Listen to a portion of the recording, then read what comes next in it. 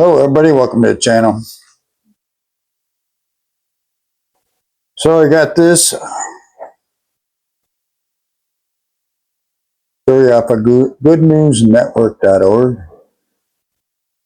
This week, the nonprofit Veterans Community Project, VCP, broke ground on its sixth tiny home village, this time in Milwaukee, Wisconsin, to offer more military veterans a fresh start with housing and individual care.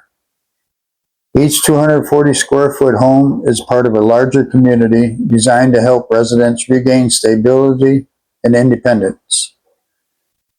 Since its founding in 2018, when they welcomed their first residents in Kansas City, VCP has helped hundreds of vets transition out of homelessness. VCP has set a new standard for how cities can address veteran homelessness. With its 85% success rate for vets who complete the program successfully and transition to sustainable permanent housing, all in an average of 335 days. So far in 2025, 29 veterans have graduated from the VCP tiny home into their own permanent housing, and dozens of vets have been welcomed into the 6 tiny home communities and are now working with on-site case managers for comprehensive assistance. The 6 villages are located in Glendale, Arizona, Kansas City, Missouri, Longmont, Colorado, Sioux Falls, South Dakota, St. Louis, Missouri, and now Milwaukee, Wisconsin, which when completed will bring the total to 240 homes. Co-founder Brian Meyer, a combat Marine vet, attended a groundbreaking ceremony on Friday. Today is the start of the generational change.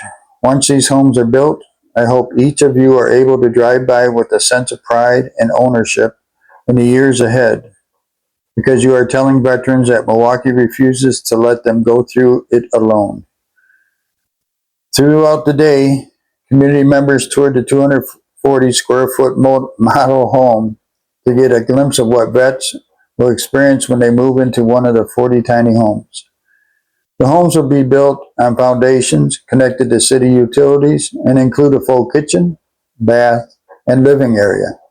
Some of the unique features are designs that use PTSD-informed principles that promote healing. The rooms are arranged in a barrack-style layout that feels familiar and safe, says the VCP website. A village center will be built where residents will work with their on-site VCP case manager to address underlying housing barriers and work towards individual goals that can really get them back on their feet. In his closing remarks at the groundbreaking, Wisconsin Governor Tony Evers said, "These tiny homes are more than a roof overhead and a safe place to sleep at night.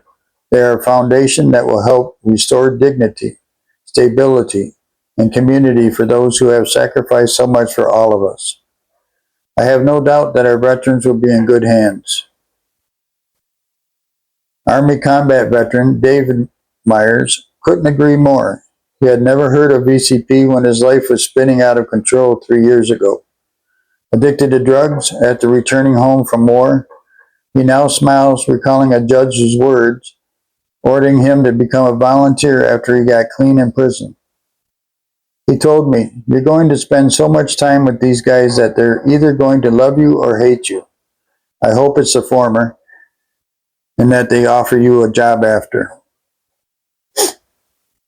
A year later, that was indeed the case. Dave is now a full-time operations employee at VCP and is fulfilling his dream to help veterans.